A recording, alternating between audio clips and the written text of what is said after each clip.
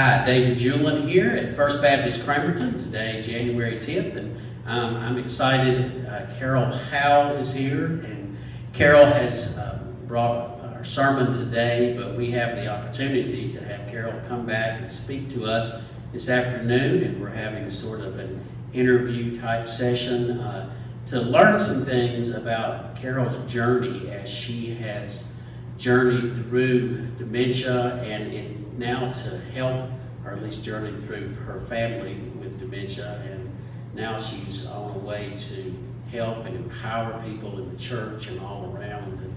And so we're going to begin with a brief word of prayer, and then we will have a few questions to sort of start us off. So let's have a word of prayer now. Heavenly Father, we are told to do unto the least of these, and Lord, we often think that's a nice thing to talk about and to promise and to preach about, but Lord, sometimes when the rubber hits the road, doing unto the least of these, when it involves us helping others out, time and effort and energy and sacrifice, Lord, it can be very difficult.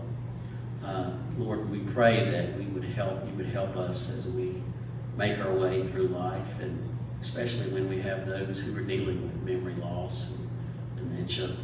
Give us patience and peace, and Lord, today maybe we can learn something that will help us to be a better father, be a better son, be a better daughter, sister, be a better neighbor, Lord, and we pray now in Jesus' name.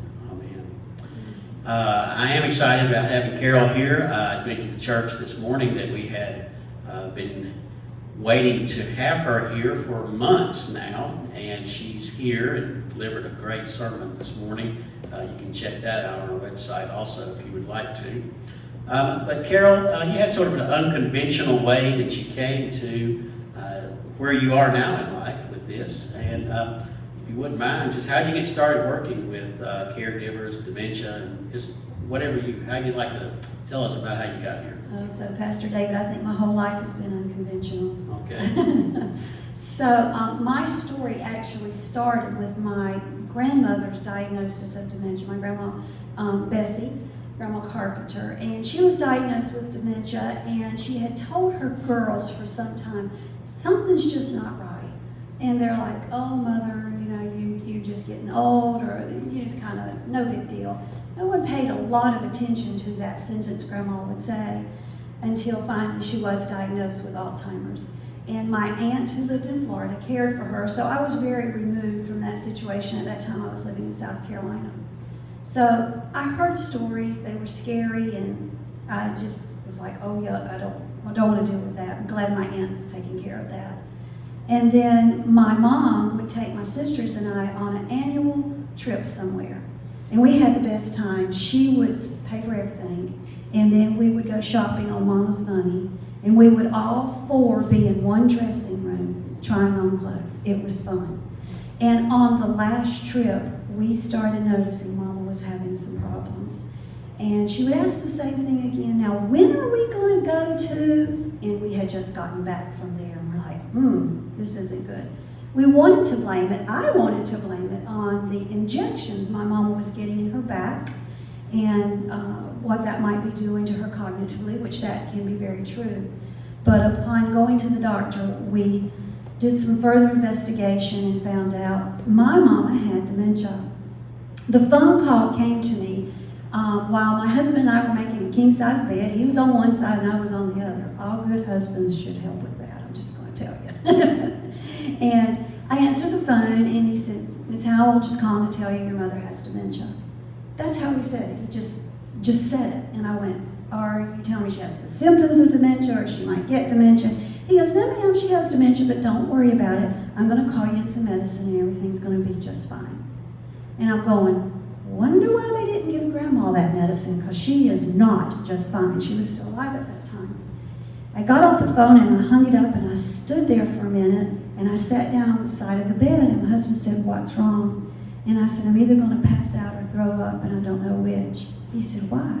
And I told him what the doctor said. He said, oh, he didn't say it just like that. What else did he say? I said, that's what he said.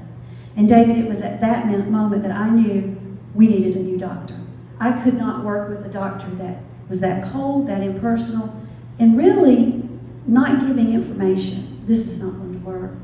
So we proceeded to go back to our family doctor. He sent us to a different doctor. Mama went through quite a lot of cognitive testing, and the diagnosis came back as Alzheimer's. That's the day my life changed. It is a day that I say I'll never forget, but will I? I don't know that, do I? So that's how my journey began. Well, I wonder if most people are like that. You get a phone call, and you have some sort of recognition, but then to finally hear that, it must be really difficult. Just for some folks like us, what is the difference between dementia and Alzheimer's? Is there a difference? That is the number one question I am asked. The second most question I am asked, just for the record, is how do I keep Daddy from driving? Yeah. That's a big problem. Not so much how do I keep Mama from driving, but how do I keep Daddy from driving? So I answer that one a lot. But the number one question is, what is the difference between dementia and Alzheimer's? And people are very surprised to learn they are not the same thing. David, there are over 200 reasons someone can have dementia. So Alzheimer's is a kind of dementia, but it's not the only kind of dementia. So in those 200 kinds of dementia, we have reversible and irreversible So dementia. can I ask you a question? So Sure. is dementia the broad umbrella term for which Alzheimer's is a part of? Is that what you're saying? Maybe a little in the reverse. Okay. So here we have a bunch of irreversible diseases like Alzheimer's, Parkinson's, and Huntington's, heart disease, and from that can come dementia. So dementia, I compare it to a runny nose. You can have a runny nose for a whole lot of reasons, right? Right. You may have allergies, you may have been crying, you may have just eaten jalapeno, and a lot of reasons your nose could run. So just to go to the doctor and go, my nose is running, him prescribe you an antihistamine when you probably should not have had hot peppers at lunch, that's not a good plan. We need to know why the nose is running. In many doctors, unfortunately, I see it all the time, will say, you've got dementia, here's a prescription, but never figure out why they have dementia. Because if I'm prescribing for you a medicine for Alzheimer's when what you have is Lewy body disease, that might not be a good plan. So dementia is the inability to think clearly that affects the activities of daily living. Now, normally I really like to pause after that, the inability to think clearly, because we all have that problem. You know, this one, you put your glasses up here and you're like, I wonder where my glasses are. Has anybody seen my glasses? Or better yet, you hold your phone up and whoever you're talking to is really boring you a whole lot. Telling you something you don't care, and you start going, wonder where I put my phone? And you're holding it. We all do that. That is not dementia. But if you go to look for your glasses and you find them in the freezer, now there's no logical explanation for that. Or you find your phone between the mattress and the box springs. That's actually a very common hiding place for folks with dementia. It's very interesting.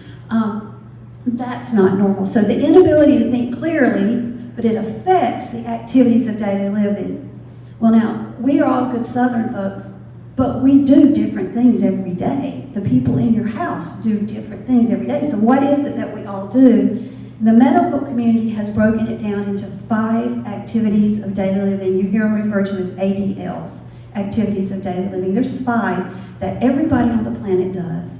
And you can remember them by the acronym BEAD, like the beads on a necklace, B-E-A-D. But I told you there's 5. So we're going to put a T on the end. The T messes up my acronym, so it spells nothing now. Isn't that life?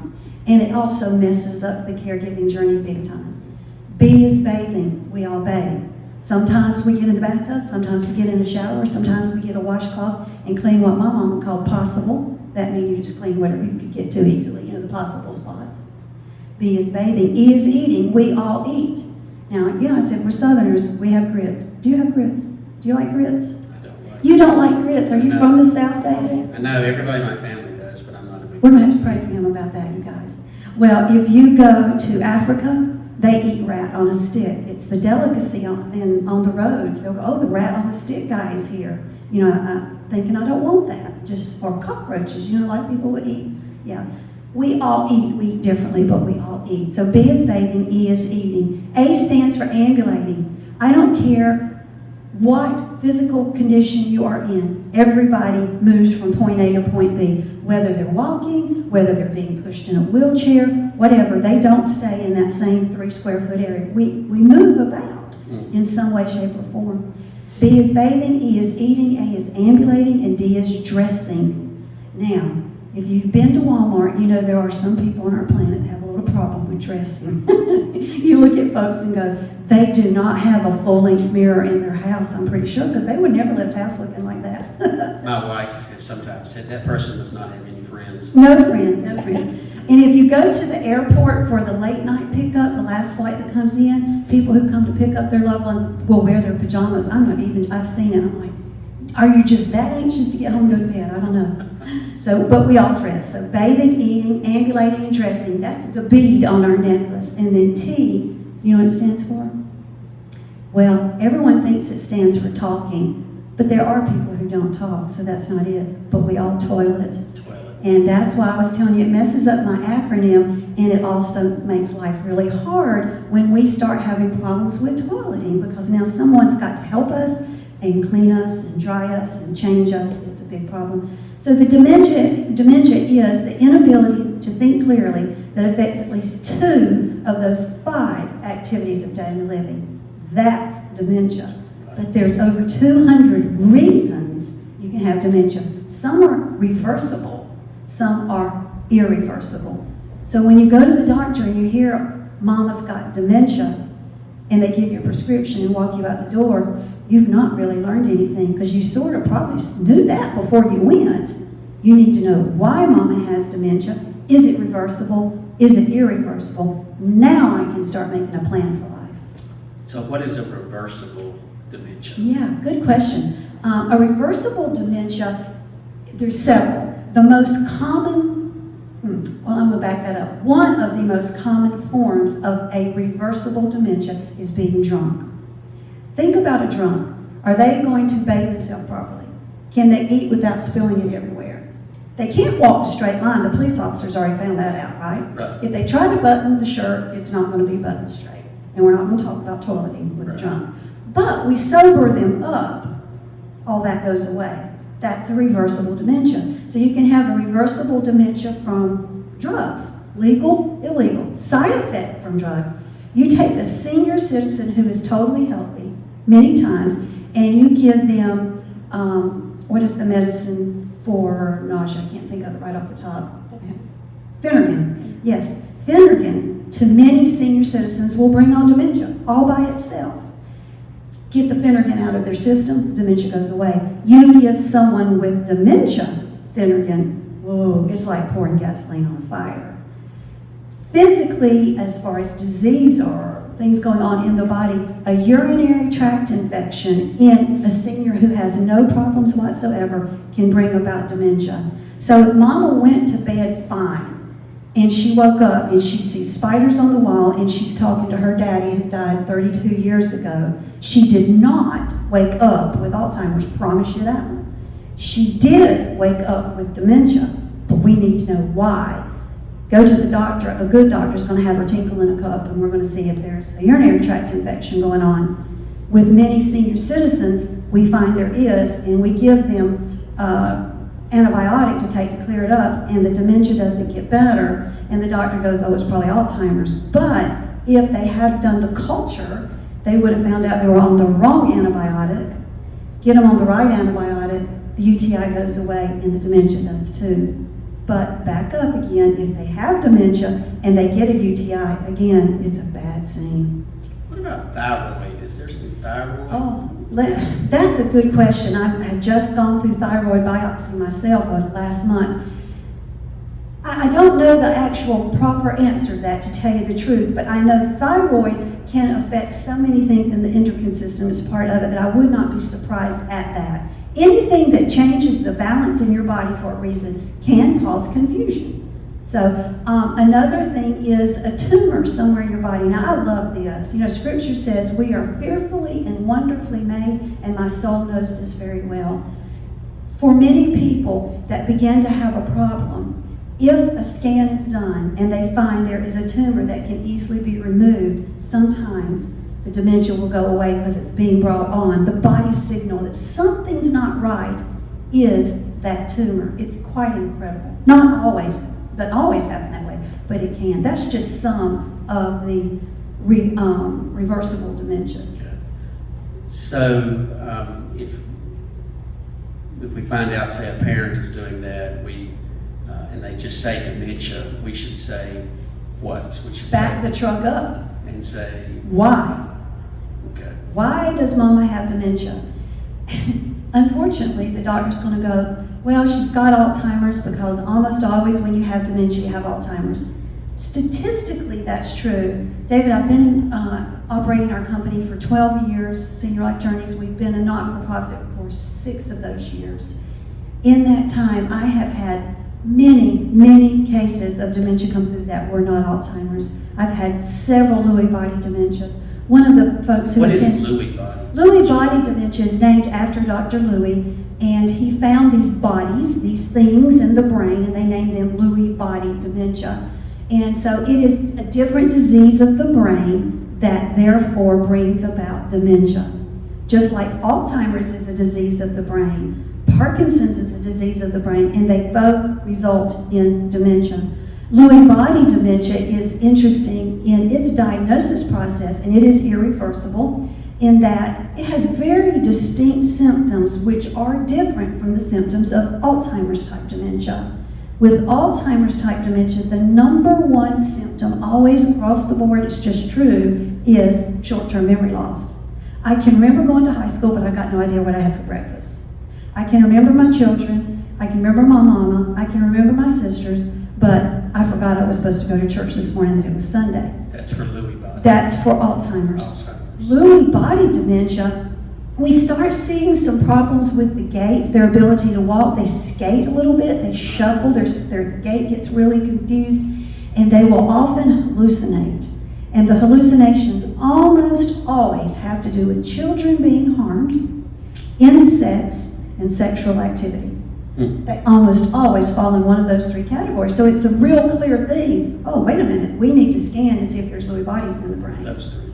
So yeah, there are other symptoms too, and then dementia comes off of that. And that's why my company technically goes by the name Let's Talk Dementia, not Let's Talk Alzheimer's, because there's so many kinds of dementia. And so I've had several Lewy bodies clients in. I've got a lady who came today with her family for service. Her mom has Lewy body. I had a phone call this past week from a 63-year-old lady who has both Lewy body disease and frontal temporal lobe dementia.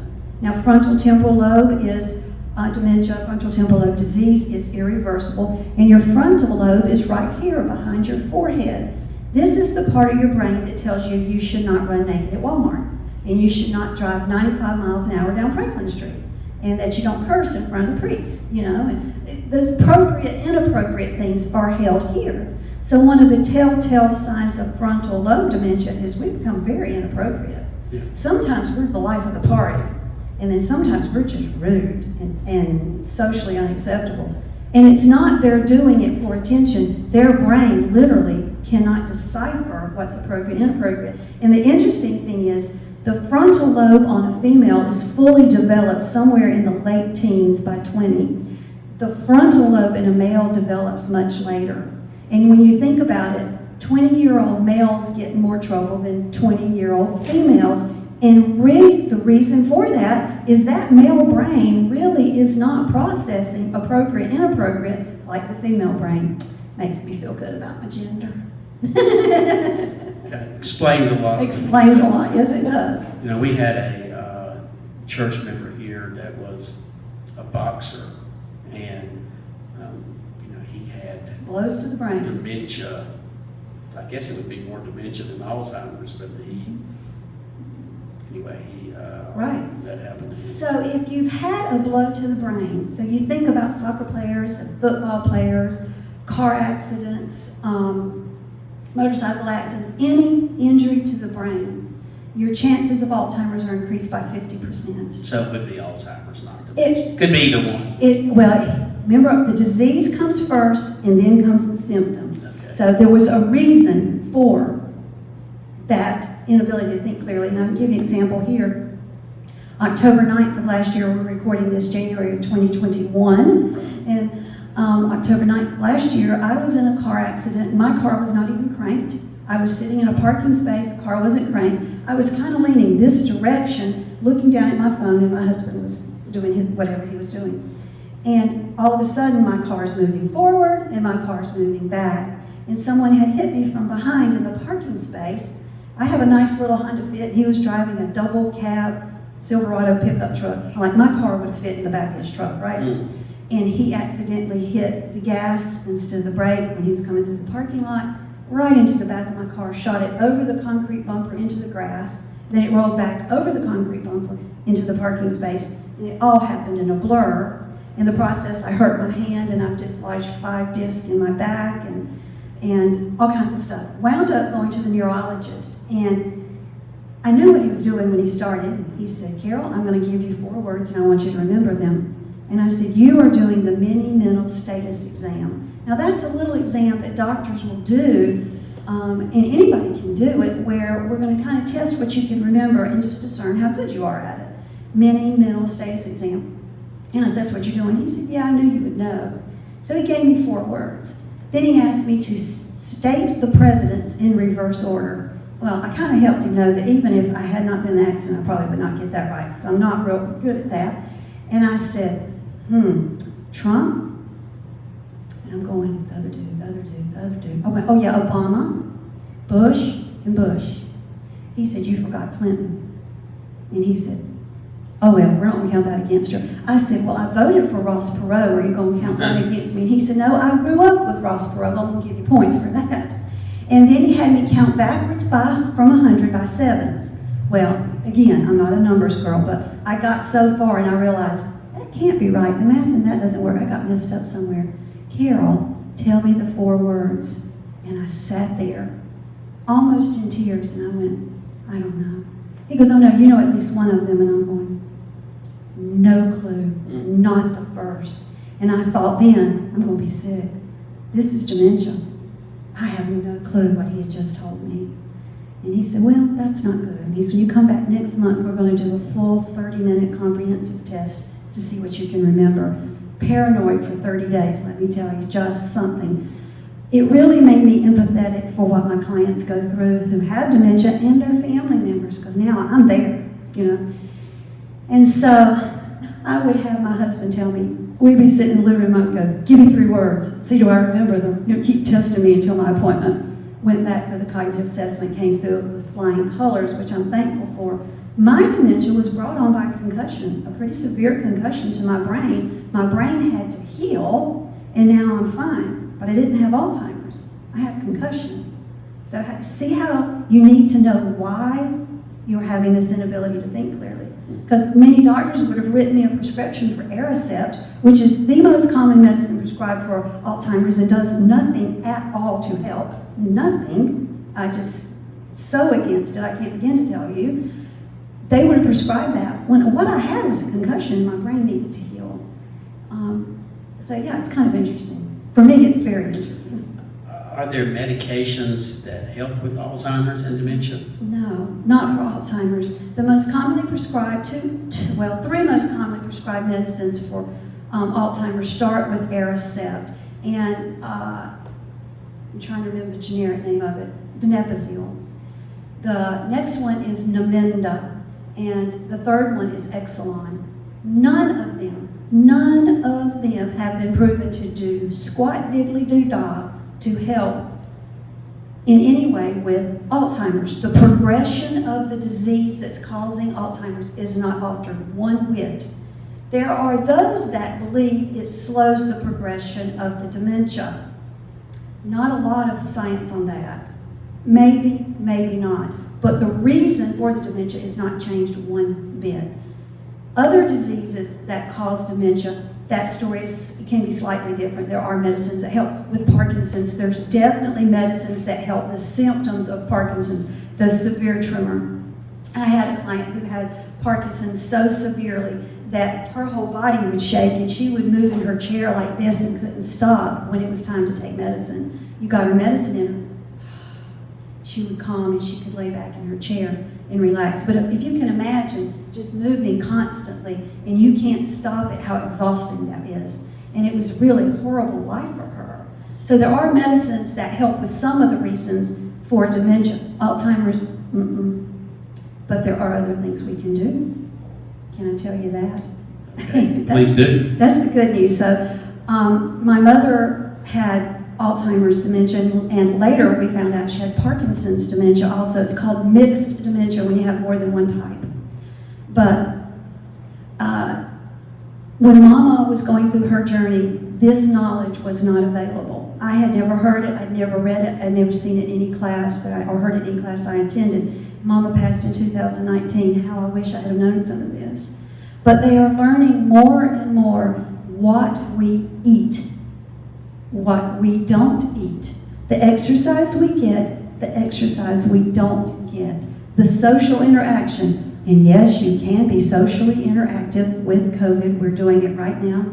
This, media recording, social interaction, who you eat with. Do you know when you eat with other people, your food digests better than if you eat alone? That should be no surprise, right? Attending worship, whatever your form of worship is, but that gathering of people of like faith is very good for the human brain. It's quite amazing. And then wearing a helmet, I think, when you're sitting in a car might be a good idea. But that's just me saying. But we know that the constant influx of preservatives that we eat, of sugar that we eat, the things that we put in our body that God did not make, that you didn't pluck out of the ground, or even the animals. God didn't make the animals for us to eat. Now, I don't eat them personally, except I get a smidgen of bacon because that is one of God's perfect foods. Don't you agree? Bacon. A salad with bacon is just so much better. And I do eat fish, but I don't eat the other animals. That's Carol. But eating them as a condiment, not as the main part of your meal. The main part of your meal needs to be those things you plucked out of the ground, right? They know that that is very healing for the body. And what that does is it helps heal the gut. It helps heal the heart.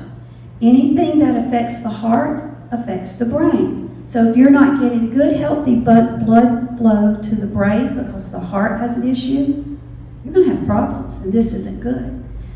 There are many physicians or scientists now that are calling the gut the first brain, this the second brain, because this is sending so many signals to the brain that the brain reacts on that it's coming from here first. And so the diseases that we have, so many of the diseases that we have in our world are brought on by what we eat and what we don't eat.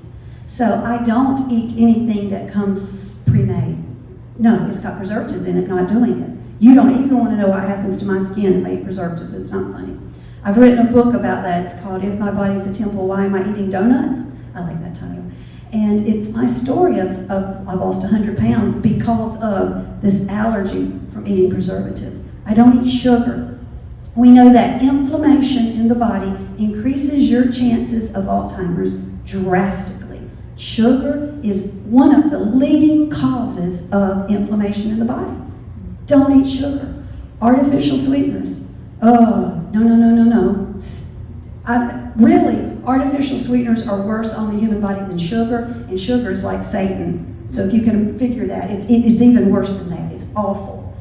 I use monk fruit sweetener, which is a natural, comes from a fruit, monk fruit. It's good for your body. It's it's like 400 times sweeter than sugar, so you just use this a little bit. Not bad for my belly, not my brain, it's up here. My belly and my brain. The things that we eat, the things that we don't eat, and then all the time we're sitting in front of computers, watching television, thinking, yeah, I could go for a walk, but NCIS is coming on. I really don't want to miss it. Well, maybe you should. Maybe you should get up and go for a walk. Exercise. And it doesn't have to be, I'm sweating my lungs out, I'm going to lift 100 pounds and do 20 reps, or something you enjoy doing. Get out and do it. Okay. Some of the things I've heard from people too, just in my own experience, when you're trying to communicate with somebody that has dementia or Alzheimer's. You know, when you have a child, you can sort of, to a certain stage, you can pick them up and move them around, tell them what to do.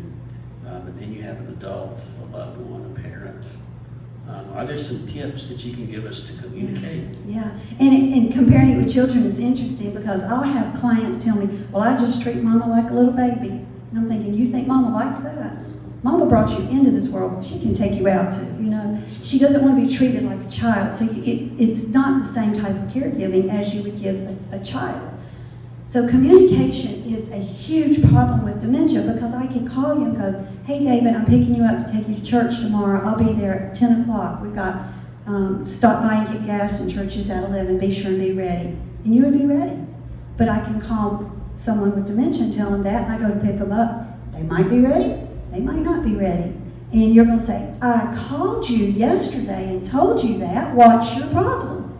And they're like, you didn't tell me. You told me I'd have been ready. No, I did tell you. And we have this argument going on, Right. which accomplishes zero, right? So instead of telling someone with dementia something important that you need to remember over the phone, don't do it. Tell them in person. Now, I'm going to pick you up tomorrow and take you somewhere. They're not going to remember that. Just save your breath. Don't do that. But ways that we can improve that communication is to get down with your mask on, close to them, on their dominant side. So if they're standing up, you can stand up. If I were to come over to you, I would get on your dominant side. Are you right-handed? I would get on your right side. I would take your hand in my hand, and I would rub your hand and help you to feel calm and relaxed. The more relaxed you are, the more you're going to remember what I'm saying. That's true across the board always. So hopefully get you a little relaxed. And I'm going to look you in the eye and go, David, tomorrow at 2 o'clock, and I'm going to put 2 fingers up, because if we see it and we hear it across the board, we're always going to remember it more. So I'm going to pick you up at 2 o'clock tomorrow. We're going to drive to the doctor. He's going to listen to your heart. You know, he puts that thing in his ears. And what's that called, Mama? You know what it's called, but we're going to try to bring Mom in that conversation. And she might say stethoscope, she might not. He's going to listen to your heart. Tomorrow at 2 o'clock, we'll get in the car and go. Now, the odds of Mama remembering that for tomorrow are really low. But if you got in that same position on her dominant side, and eye to eye, rubbing that hand, and you went, Mama, it's time for dinner. Do you want pork chops, or do you want steamed vegetables and some sliced cheese? I know, everybody's thinking pork chops, right? No. I've given her 2 choices, 3 choices. You give 3 choices, 4 choices, 5 choices. They're going to pick the last thing you said. You count on 2 choices. They can process it. Down in their face, eye to eye, dominant side increases the ability to comprehend. The brain reacts different when the human body that's speaking to them is on on the person's dominant side. I tell folks with my husband, our refrigerator was dying, and it really was. It kept leaking water out onto the floor, and my husband kept telling me it was my fault. I don't know how that was true, but anyway, and it finally did die. Well, he's a lefty, and I went to his dominant side. He said, what are you doing? I said, I got to talk to you about something. You know, he got a little scared. Mm-hmm. And I said, the refrigerator has died. I'm just telling you, it's not keeping things cold, and there's water on the floor, and it's not me.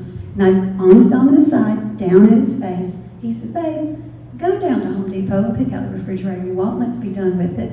Yes. So now I call that my dementia refrigerator. He said, you used your techniques on me. I'm like, yeah, it worked really good too. But it also works good with our children, with our employees. Anybody you want to get a point across to, just get on their dominant side. That will help. It just occurs to me too, if you have an appointment that has to be made, though, if they've got to leave at 12, you should show up at 10. Yes, yes. To help get them ready. Get them ready. And because your frustration at getting there at 11:15. Oh, so you're through the roof. And do you think they're going to respond to you well when you are frustrated? No, that's not a good thing. It's like your dog that picks up on when you're angry. We all can pick up on that on other folks. But there's still also, I find, whether you're in full-blown dementia or Alzheimer's and you're talking to your parent or adult, there's still that, I'm the parent, I'm your parent, and when I'm talked to a certain way, even if I don't understand everything, there's still sort of, who are you talking to me like that? Don't talk to me like that. They deserve respect.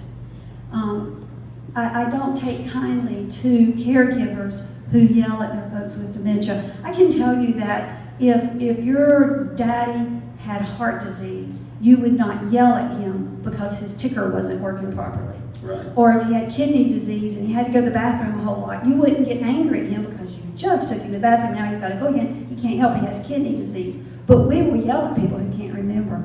Good gracious, Mama, I've told you 14 times, Daddy died in 1962, which, by the way, we would never, ever repeat. We don't bring bad news into the world of our folks with dementia. I don't care what. You don't ever do that.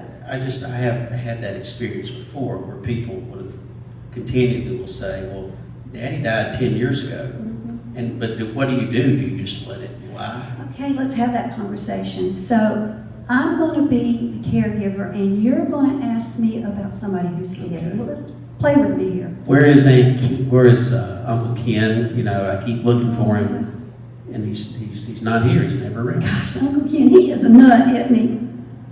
That's one of my southern words, y'all. Isn't he? What is that word? How do you spell that? I don't know. He's a nut. He makes me laugh every time we're together. Don't you think he's funny? Yeah, he's funny. He is funny. When's he going to get here? I'm not sure. I know that the last time I saw him, he was frying fish. He'd been fishing. You know that dude likes to fish. I'm going to tell you, good at it too. He was frying all the fish he made. I'm getting hungry. We should have hush puppies. He would love it if we had hush puppies. When you fix hush puppies, what do you put in your batter? We could continue this for a long time, I guess. So what you're doing is you're moving them off Off from the top. where are they? Yes, absolutely. It's called diversion therapy. Now, you did this with your kids. So Johnny and Jake are on the floor playing. One's got the red truck, one's got the yellow truck, and the one with the red truck wants the yellow truck, and it's a big confusion, and you can't take the yellow truck away from the kid that's being good because the other kid's mad. So you go get the fire truck, and you bring it in and go, hey, look, let's play with the fire truck. We just got this. It's brand new. Look, if you press this button, it makes noise. We didn't yell at them. We diverted their attention. Diversion therapy is a huge, useful tool, really in all of life, but especially with dementia caregiving. You know, I think one of the things that I've found working with some folks with addiction and stuff, that when it's also a real terrible, difficult learning experience, crash course in self-awareness. And so having to deal with a family member's addiction, you have to also, with your own self, learn to go, I would imagine, not try to argue, not try to bring it back to the point that you just want to, Drive home like a hammer. It's a real growing point for the person who's the caregiver. Can you explain a little bit about that? I think the point to be made always, I don't care what the topic is, the situation, I just don't care. Always, the point in dementia caregiving is to bring that person with dementia through that conversation happy. And if you ever do anything that brings them to a point of unhappiness, well then you've not been successful. We have to bring happiness into the world. I tell folks, my mama's journey was on the teacup ride at Disney World. I mean, it was a world of laughter and a world of joy. We never had any bad thing happen. If anybody died, Mama didn't know, No, after a certain point in her journey, that is. Always good news is all we ever brought to Mama. In that line of thinking, we used another technique called therapeutic fibbing. Now here we sit in the church of the good Lord, and one of the 10 commandments says, thou shalt not bear false witness. What's the next word? Against thy neighbor. I'm all for that. I'm not arguing with the Bible here, okay? So don't throw me out. When we are telling a story or changing that story for our loved one with dementia to something that's totally not true, that the uncle, we made her believe the uncle's still alive. And even if we said, I think he'll be here tomorrow, when you know he's dead, that's called therapeutic fibbing. It brought them from that position they were into a happy place. You could tell them he had died, and what are they going to do? Grieve again. And some people do that, and they grieve over and over and over again. That's not being kind. You use therapeutic fibbing in lots of life situations with folks with dementia to bring them to a place of calm, and happiness. That improves communication. That decreases anxiety. That helps them sleep better. That reduces the chance they're going to open the door, walk down the road, and us never see them again. So does the Lord look down and go, well, there she is, lying to her mama again? Or does he look down and say, thank you for taking care of my kids? Well, it makes me think of the biblical of Rahab lying about Yes. the coming across into Jericho, and I think Augustine said never use the truth to hurt. There you go. So Ooh, there's a couple of times, well, at least the Rahab thing. Sometimes there's a greater purpose in that. Oh, I will use that verse. I had a preacher's wife that went through sessions with me, and she said, I just can't do that fibbing thing. It's just not right. And after a while, she decided to try it, and it was very useful in her caregiving journey with her husband. So she came back and said, I've changed the name of it. I said, okay, what we're calling it? She said, divine deception. I said, you go with it, baby girl, if it makes you feel good. What do we do when, we talked about this a little earlier, when our loved ones will not do what we want them to do, when we need to get them to take a bath or need to get them something to eat? And when they're young, we can just pick them up and put them there. Sit down there and eat your broccoli Right. now. Yeah, that's probably not a good plan with mama. Yeah. Or with daddy, who might still be stronger than you. Right, You might right. really regret that. Or even if daddy's not, I'll tell you, some folks that I have dealt with in the past, a little 87-pound, 90-year-old woman, little weakling, get a hold of your hand and squeeze, and you're like, let go, let go, let go. They don't realize the strength that they still have.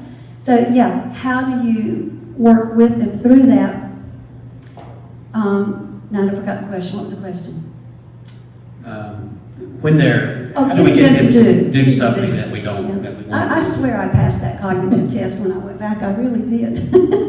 How do you get them to do what you don't want them to do? And that's going to be hard in any life situation. But you're going to approach it very upbeat. You're not going to go in and go, Mama, it's Tuesday and you stink and need a bath. Come on, go take all your clothes off. Go ahead, strip naked. Mama, I told you, take all your clothes off. You still got your underwear on. I can't bathe you. Mama, why are you being so hard to get along with? You stink. I mean, that's never going to come across for anybody good. But if you went in, and in bathing, as the example, you went, Mama, guess what? Let me show you what I've got. And you pull out a bag of M&Ms. Now, this is the one time we're going to bring sugar into the story, and I'm all over this. For me, it would be M&Ms, because I'm telling you, there are M&Ms in heaven. I'm absolutely sure of that. And I've got M&Ms, Mama. Come on in here in the bathroom and sit down on the toilet. I want to wash your shoes, and you can eat M&Ms. You get Mama there, and you get down, you start washing her shoes, and I can't get that shoe done, so you take it off, and you give her some more M&Ms, and you're washing her shoes. Well, Mama, your socks are dirty. You get her socks off, and you give her some more M&Ms. You wash her feet. See, we're starting to wash things. You want, well, Mama, we should just get in the bathtub. What do you think? Well, let me change that. Not the bathtub. We don't ever want to take a senior citizen for any reason and put them in a bathtub. Why? Because you've got to get them out of the bathtub, and that's like the slippery octopus. More accidents happen in the bathroom than anywhere, right? It's a bad thing. Put on a shower chair in the bathtub or on a shower chair in the shower. And we're going to already have that water started. It's warm. We've tested it on our arm. We've tested it on our leg. It's not too hot. Mama, just sit here for a little bit. It'll be easier for me to wash your feet. Here's some more M&Ms. Mama's probably going to do that because now she's getting M&Ms. Now, I would do a lot of stuff for M&Ms. I just really So would. she's in the bathtub. No, she's on that shower chair. Shower chair, We've got right. her moved over there. We've washed her feet. Okay. We've pulled her pants legs up. We've washed her pants. We've washed her legs. We have her lean forward. Mama, let me scratch your back. And you start scratching her back. Oh, that feels good. I tell you what, I'll scratch it under the shirt. You raise up her shirt and you start washing her back, right? Well, we kind of haven't washed any of those private areas. How are we going to do that? You'd be surprised, even in the very late stages, if you give a warm, soapy washcloth to most any adult and tell them, I'm going to turn around, you wash the rest of you, they will. Yeah. We're going to give them some M&Ms before they get started. So it's how we approach that. With eating, getting someone with dementia to eat broccoli when they hate broccoli, well, don't do that. Give them, at that point, give them what they will eat. Because we do get to the point with Alzheimer's type dementia that we do quit eating. Totally. The brain actually tells us that if we eat, we'll be sick. And then as the disease progresses, the brain tells us that if we drink, we're going to be sick. So we quit eating, we quit drinking, and we die. So whatever you get them to eat or drink, you give to them. but you presented, I've got the best supper cooked. You are not going to believe what I fixed for supper. It's so good. I've already tasted it. I can't wait for you to have it. We've just built it up to this super big high, and it's probably nothing that we didn't have last week or the week before, but we've built it up. Happiness. Happiness is the key. How can we help people? Because in my experience as a pastor, I have gone to many assisted living homes or gone to homes, and the person who would never curse, all of a sudden they, say the most awful curse words. They use racial slurs. They say vulgar things, and I'm talking not so much about that person, how you prevent that, but the family member, how they all of a sudden just become aghast. It's horrible. And how can you help somebody? And you're right, you're not going to help the person that's doing it. Right. Because the disease is causing it. So we have to help the caregiver. We have to understand why that's happening, right? Mm-hmm. So what we know is the words that you have, that you use, are all over your brain. Right. The curse words, the racial slurs, the first time you said a dirty word and your mama said, David, Julian, if you ever say that again, I will beat you within an inch of your life. You push that word to the outer reaches of your brain. Your other words are in lots of places of your brain. The brain is being destroyed from the center of the brain out. So as the brain is being diseased, and it actually leaves the skull and leaves the body, so by the point of death, 1/3 of the brain is all that's left. 2/3 of the brain is gone. And what that 2/3 hold? Memories, education, funny stories. But you know what's left? The outer reaches of the brain. That's where those curse words were, because your mama told you couldn't say them. So you go to visit Pastor Julian in the skilled nursing community, and he is saying those words, and you are so upset because he preached to you for all those years, and now he is cursing. Oh my word, it's awful. It is not him as a person, as a Christian. It is the only words that he has left. He's using the words he can get, and they are on the outer reaches of the brain. So I tell the story that I grew up in a Baptist household. My daddy was a Baptist preacher, and we did not use those words. And if you tried, you would only do it once. I can guarantee you that. And I have a younger sister and an older sister. I have spent my life trying hard not to make those a regular part of my vocabulary. And I will admit, I use them more than I should. My older sister, she uses them in ways I didn't know you could do that. I'm like, can you use that word in a sentence and it work? I mean, what does that even mean, So I figured one day, with our family history, we're going to wind up in a community together, sitting side by side. And I'm going to be cursing like crazy, and she's going to be sitting there reading her Bible. And they're going to think she's the sweet one and I'm the bad one. And that just makes me mad. Because if you don't use those words, as David Julian doesn't use them in his everyday life, you're more likely to use them later. If you do use them now, you're less likely to use them later, because if you use them now, they're all over your brain and they leave. They're not on the outer reaches. I once had a nurse tell me in a dementia area that lots of times old hymns and curse words would be some of the last things, and they would be right beside each other. They would be singing hymns, and then they would curse you up. And it doesn't have to be hymns, it's music. Just music, I call it can I say this in church, the artsy-fartsy stuff? Yeah, I think you can. Good, because I just did. Anything artistic is held in the right temporal lobe of the brain. So you can remember this: right rhythm remain. So if it's a rhythmic type thing, it's held in the right temporal lobe and it remains through all the stages of Alzheimer's. The left temporal lobe is where language is stored and we lose it. R, right rhythm remains. L, left language lose. So the person who is cursing, they didn't curse in their life, so now they're cursing. And they went to church, and the songs they remember are coming to their brain. But it also might be Frank Sinatra, or I started to say Elvis Presley. If you go in most communities nowadays, Elvis is not the thing. That will come in probably 5 to 10 years. You'll see more Elvis. I have had clients with early onset Alzheimer's, which is a different disease from Alzheimer's. It's 2 different diseases. And their music that they're recalling is Led Zeppelin.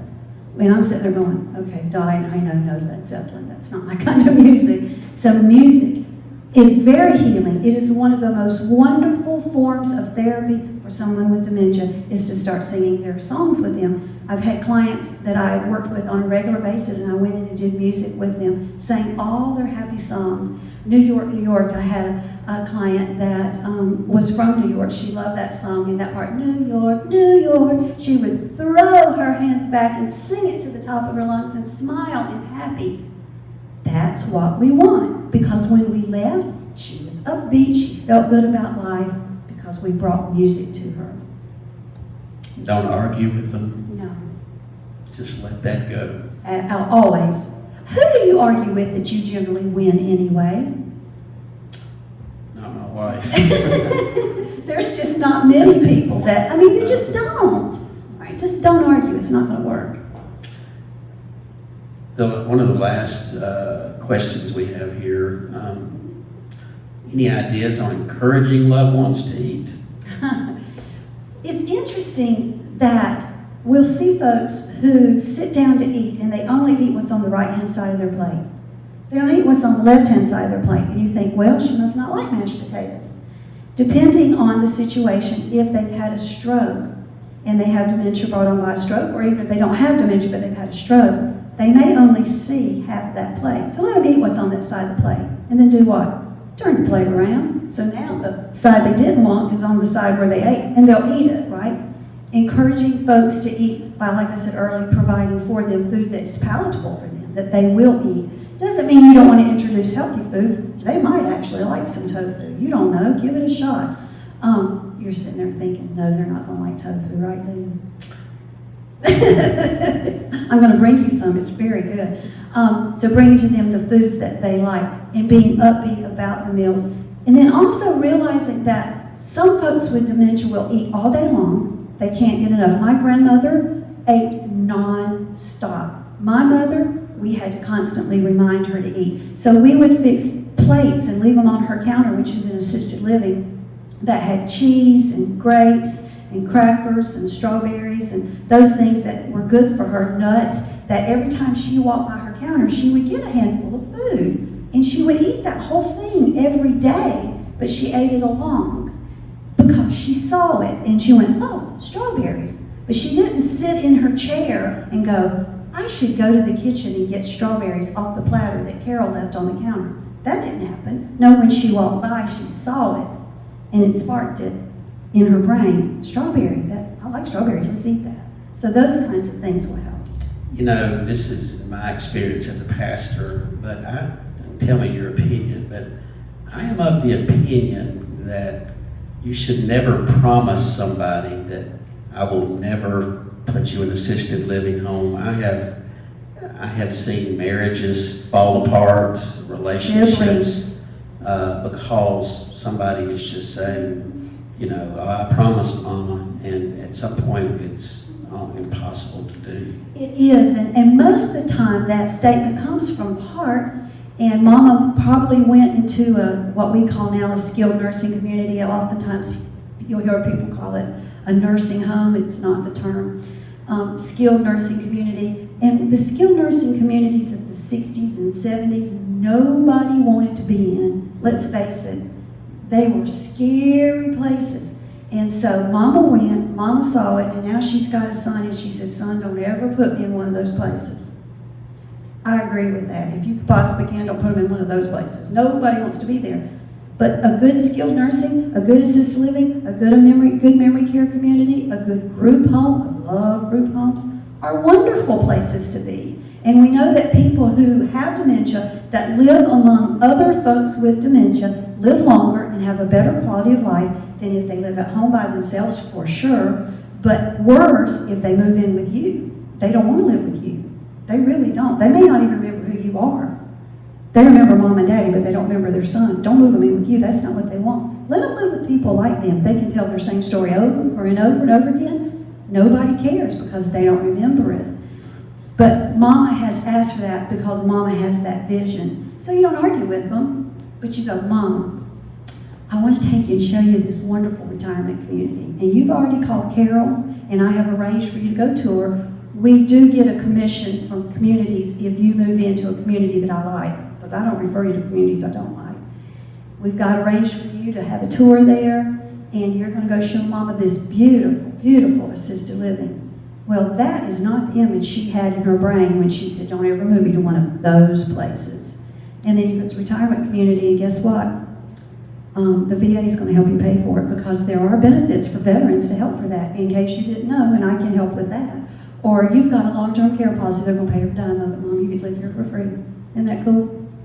It changes. I just agree. I just think that, you can say, Mom, I'm going to do everything I can to do Right. as best I can. But when you promise that, I think you don't even really know what You don't. And my husband and I have had this conversation. We do own long-term care policies, and you guys, if you can afford a long-term care policy, get one. It will pay for itself over and over again in some form. The long-term care policy might be used for an assisted living or a group setting, or it might be used to pay somebody to come in and help you at home. It's a great investment, unless you wait real late in life to buy it, and then nobody can afford it. Right.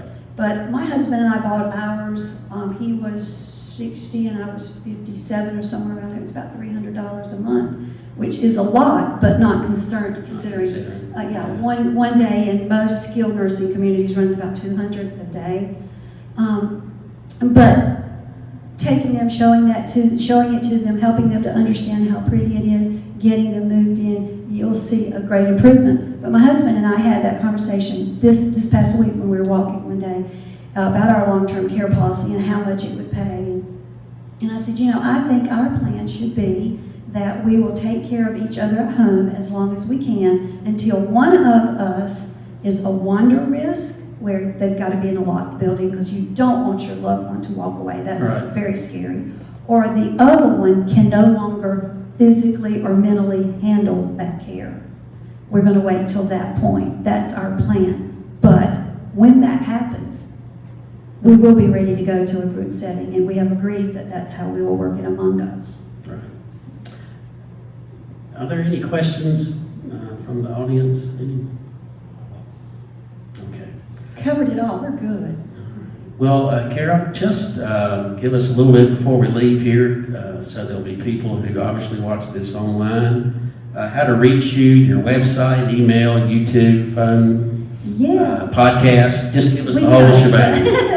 So if you go to letstalkdementia.org, that is our not-for-profit, there you will see my mug probably more times than you wish. But I have you can click on the tab up in the top right, little drop-down menu, and there is one that says videos, and there you will have a lot of my videos. There are even more on YouTube under Let's Talk Dementia. We got a brand new website last year, and I could not get all of my videos moved over. That was going to be an act of Congress. So there are more at Let's Talk Dementia on YouTube. If you do that same drop-down on our website under podcast, part of them are there. There's probably a couple hundred. You go to iTunes or Spotify, lots of places. I can't even think of the other ones. There's probably 400 podcasts there. All of that's free. And then my books are there. Let's Talk Dementia is Amazon #1 bestseller. If My Body is a Temple, Why Am I Eating Donuts is a bestseller. My two newest books, Mama is Confused and So Am I. That is there. Reminisce and Worship is a 30-day full-color devotional that is geared towards the person with dementia being able to work with it, or a caregiver working with that person for a daily devotional. It's a very pretty book. The cover of the book has my mama's hands on it, so I'm very confident that touches my heart. But all of that's there. And then there is a link that says Contact Carol or Schedule a free consultation. And it's been really interesting, Pastor David, what COVID has done for our business. We have thrived through COVID, and we've always given away free phone consultations. One. After that, then you need to pay for my time. And I very much felt the Lord saying, no, Carol, just give it away. Mm-hmm. So I started offering free phone consultations. If you need one or if you need 50, I don't care. Write me, get an appointment, and I'll call you. It's that simple. We had a donation come in that we were never in a million years expecting. And I was going, wow, this is great. And I very clearly hear the Lord say, give your book away to every one of those people who call you. And I'm like, but Lord, I sell the book. And he goes, yeah, but now you're going to give it away. And so if you call me for a free consultation, I'm going to get your address. I'm going to mail you a free copy of Let's Talk Dementia. So you got nothing to lose, right? That's right. And God has blessed that, and I'm very thankful for it. So really remember, Let's Talk Dementia. Mhm. If you can't remember anything else. It's there, yeah. My Let's phone talk. number is 803-984-9875. I do take phone calls. I'd appreciate if you text me first and say, can I call you right now? Because I might be having my broccoli and tofu, and I don't want you to interrupt me. Well, thank you so much for being here, and we're looking forward to you coming back Right. whenever we can sort of get past the COVID. And thank you so much for your Thank you. ministry, and thank you for sharing with us. Thank you. It's been my pleasure. We hope to see you soon.